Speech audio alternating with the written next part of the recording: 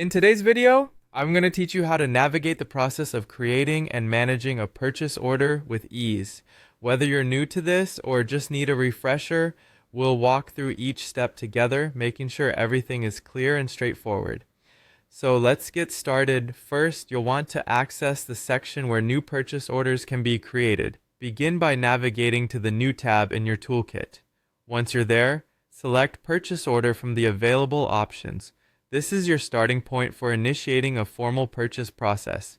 Now that you're set up and in the right place, it's time to fill in the necessary details. The first essential piece of information you'll need is the vendor. This is the supplier or the company from whom you're purchasing your items. Make sure you have all of their correct details on hand so you can input them accurately.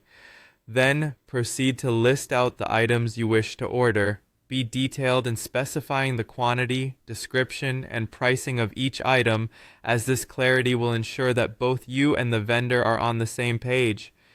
Once you've completed filling out all the required sections in the purchase order, it's time to save your progress. After saving, you'll want to move on to the next vital step, sending it to your vendor. This step can usually be accomplished electronically, making the process both swift and convenient. When sending, it might be a good idea to double-check everything to ensure that the right information is being communicated. Now, let's fast forward to when you've received the items you ordered. With this delivery comes the next phase of our process, which involves converting your purchase order into either a bill or an expense. This step is crucial for your accounting records.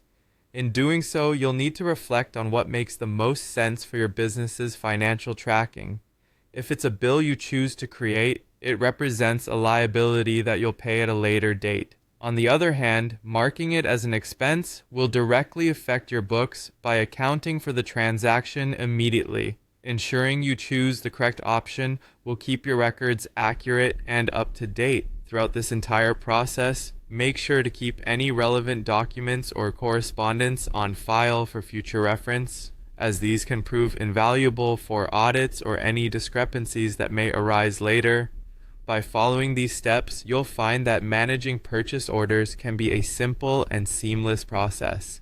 The key is to remain organized and attentive to details, ensuring everything is just right before moving forward. I hope this guide has provided clarity and confidence as you manage your orders. If any questions pop up, be sure to refer back to these instructions or consult with your team for additional guidance.